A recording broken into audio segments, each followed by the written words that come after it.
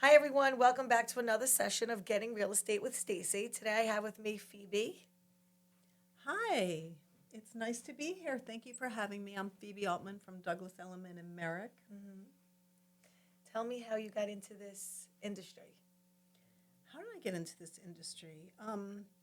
I feel like I've always loved real estate. I grew up in Manhattan, and my mom had a beach house. My parents got divorced. My dad had a loft in Soho and a really beautiful property upstate. So I always thought houses, loved different locations. I actually bought my first piece of real estate with my mother and another partner when I was 17. Wow, It was that's supposedly, unbelievable. I know, and this is the sad part. I wanted to keep it, and within a year or two, they wanted to sell it, and it turns out that it was a piece of Telluride Mountain in Colorado. I like who knows what would have happened if we So, had what did you do? kept You it. did it as an investment property? You rented it out, Well, or? no, I wanted to keep it. I thought it was so amazing just to own a piece of the planet. Like I just love the Right. so I wanted to keep it. I didn't even care, but he moved out to Colorado, was watching it, and then it was just too much for him and he said, "Let's just sell it." And I said, "No, I'll keep it." And I wasn't even an adult, so I didn't have a say, so I had to sell my Of course. piece. It's not like you could go there and live there or upkeep it or anything like that. So, Exactly. it was Yes. really.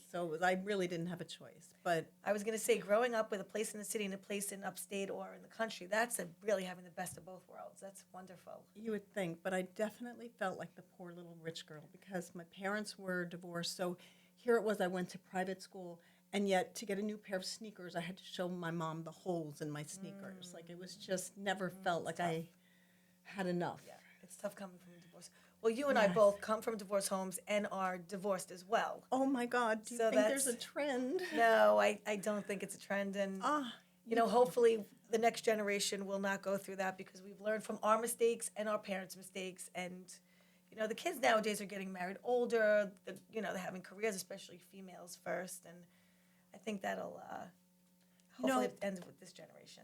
just on that subject because I feel like you're doing real estate and women, and so this is like a woman. Like I feel like all of this blends.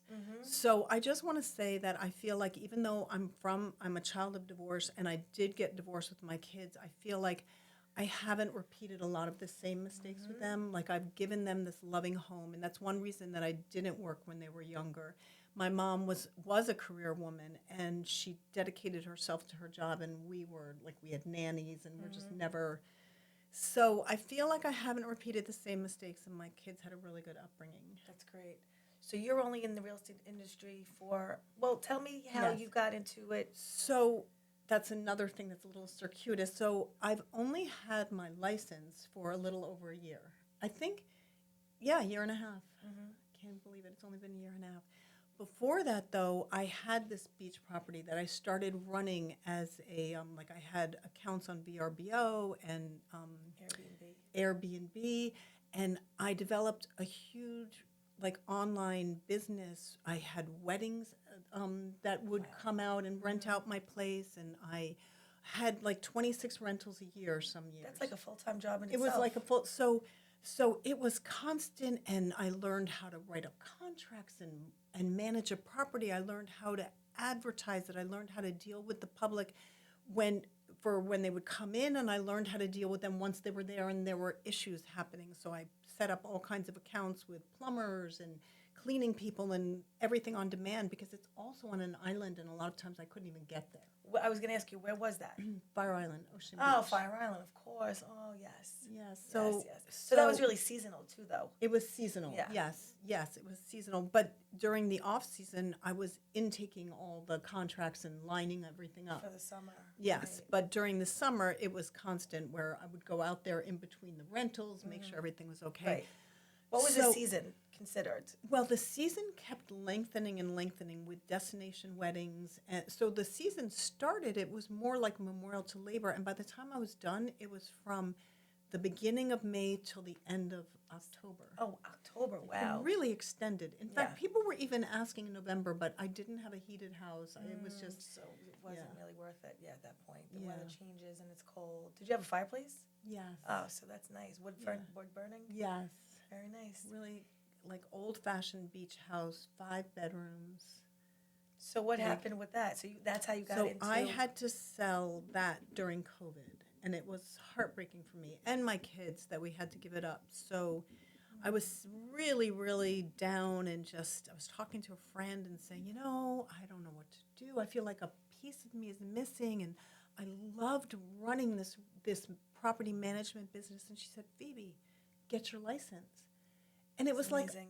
a light bulb went Yep. off. I'm like, why didn't I Think of ever that think of myself, that right. before? It was the strangest thing that You were in real estate, but you actually weren't in real estate, so to speak. Right. That's so funny. It was like you were handling it like a real estate agent, but you really weren't. But that's now you're doing it all. And you know what? And great. so it felt like what I'm meant to do. Like real estate feels like what I was always meant Right. to do. So what happened? So you sold the house, and then you got your Sold the license, house. and Then- so you and- got your license during the pandemic. You were studying during the pandemic. Oh yeah, I was living in a little vacuum because you couldn't go into any classes, and I did this online one, and it took me months. And I remember like sitting there I must have done 50 exams for the courses. They had an exam after each chapter. There were 45 chapters. And it was not easy. I mean, some of it, like each exam was on a completely separate topic. That was, some of it And you included a didn't know lot what of was math. going to be on which. Well, you studied that, and you could, but it was overwhelming. I didn't think it was going to be so hard. And of course, the New York State exam was the easiest thing you could ever imagine. But this course that I took wants their reputation to be upstanding. So 99 point something % pass rate. So they made their course so difficult so that you would ace the state exam. Right, that's great. Okay, so you passed it the first time? Yes, for you. totally. In fact, I thought it for was you. so comical. But then some of the questions were so obscure. Like, in how many years does a civil servant need to get their license? And I said, civil servant? Like, that's not even what I am. So some of the questions seem so Tricky. obscure. And they were trying to trick you. Right? Yeah, and I didn't study about civil, so it was sort of funny that way. But luckily, yes, I did pass. Good for you. And then because it was in COVID, it took so long. It took 5 weeks to find out, whereas usually it takes within a week to find out. So I was sitting there for 5 weeks, like everything just, right. yeah. So were you able to get into the actual thick of it while the real estate market was amazing during the pandemic, or did you come in towards the tail end of it? I'd say I came in at the tail end, yes. Okay. Yes. So how are you doing now? I think I'm doing amazingly. I mean, my office had an award ceremony where they honored me for being such a new agent with so many closings. Wow. So how many are you up to so far? So within basically my first year, I am going to the closing table for my 9th time on Friday. Congratulations. Good for Thank you, you. Phoebe. That's great. Thank you. That's really good. And it's really funny because my first listing was I got my first listing, and I went into the manager and I said, I got Baltic Place and Monopoly. Like I said, you know how you go around the Monopoly set, and that very first property, that's what I got. Like here I live in Merrick. Properties are, anywhere from 500 to 2.5 million. I got a co-op, so that's the lowest of the low in real estate, a 1-bedroom for $199,000. And I was so happy, though, because it was my first listing. Right, it was and it my was easy listing. to turn over. Well, it actually wasn't that easy to turn over because it's a co-op and it's a 1-bedroom, and it wasn't, but you know what? I worked so hard for that listing. I put my all into it, and the seller was thrilled. He was thrilled when I told him that price because it was actually double what he paid for it a couple years before.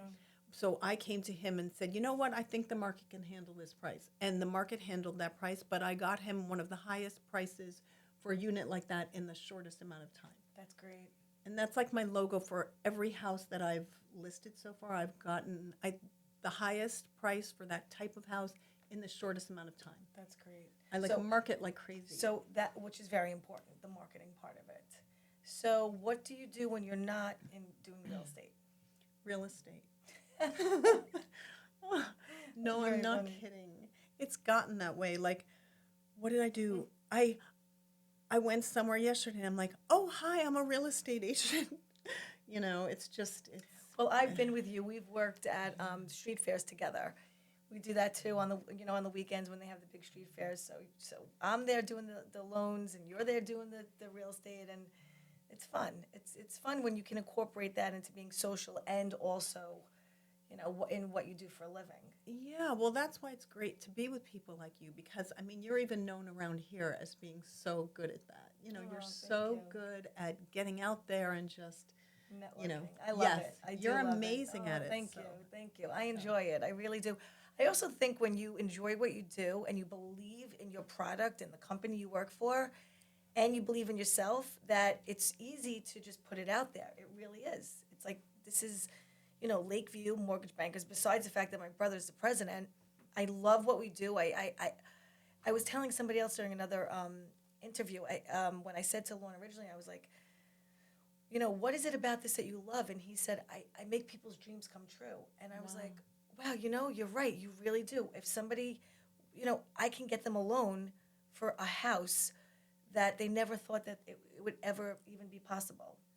And you get It's that life-changing. feeling. You get that feeling here. Like you guys definitely go the extra Oh, thank you. mile and you are so creative about it and you're so hands-on. I mean, so that's the kind of people that I want to surround myself with and be like in the business because that that's is great. how I run my business too. Absolutely. Also, it's funny because the podcast that we just did, we were just talking about how we are a one-stop shop, and a lot of people, realtors especially, or even clients, borrowers, they don't realize that we do everything under one roof. The processors, the underwriters, the closing attorney, everything is right here. So it Right just here. makes it so convenient It for makes it everybody. seamless. It's seamless. That's Yes. exactly what it is. Yes, yes. Yeah. Oh, that's awesome. So thank you so much for being with us today. Oh, my pleasure. And Thank we will you definitely for have you inviting back me. next time with Barb because she also works with another realtor. So we definitely Yes, can I'm have on her a back team, together. and that's another thing that changed everything when I was asked to be on a team. So when you started out, you were solo, and then I was solo. So when I first got to Element, I felt like, seriously, I felt like I walked into a room and it was completely dark and I couldn't see a thing and I just had my hands in front of me the whole time. I felt like I was blind. I felt like it was such a learning curve. I can't even begin to tell you. And, as great as people were, they had their minds on their own their own business team, and they didn't even have the time or the inclination to be helping me. And so I was like, I can't explain it, but it was so hard Lost. to start. You felt lost. I was lost. I felt lost all the time. I felt like crying all the time. Like I'd be like, how do I do this? How do I do this? And I would go into the office manager and I'd just be like crying and I don't know what to do. And I would go to the amazing woman who runs, Anna runs like the office. She's the receptionist. She's the front desk, and how do I do this? And she'd sit there with me and show me, that's and great. I'd go home. Oh no, I can't remember how to do it, and then she'd work through it with me. But there were so many things to learn. It was just. So what brought you there? What made you go to? So I lived in the Merrick area for over 20 years, and Same. I just. Right. So I just felt like everywhere I looked, there was an Element sign. Like I felt Right. like Element was the real estate market where I was. Right. And it really is. So I was brave enough to get in touch with the realtor that had sold me my house. And we sort of became friends. And I said, you know what? I want to come in. And so she introduced me to the manager and they interviewed me and they said, listen, we really only want people that are going to do this full time and put their heart and soul into it. And I quit my job that I had. What did you do before? Well, what I did before I had kids was I had my own personal training and modeling business. When I had my kids right around 9/11 and my business was in Manhattan and my husband and I sort of decided, okay, I'm going to stay home and raise the kids. He almost didn't make it home on the day of 9/11. He was at Lehman building? Brothers. Oh, boy. So so we just made the decision. I'm staying home. I'm raising the kids, and I did that for many years. And then I decided to become a TA, and I was a TA for the Merrick School District.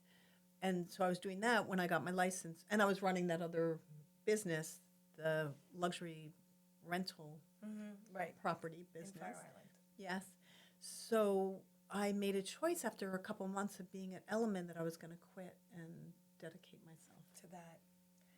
So they brought you in, you got on a team, and the rest is history. Yes, but it took me a while to get on the team, and it felt so great to get on this team. Yes. I know the members of your team. They're great. They're really good people. They are. They've been amazing. Evan Mogilevsky. He's a leader, team leader. Yes. And Barbie is who you work with also. Yeah. The other thing I was going to say, the thing that I love about doing this podcast is that I speak with women of all different ages. Some starting at 25, some starting at I got into the industry also later in life, and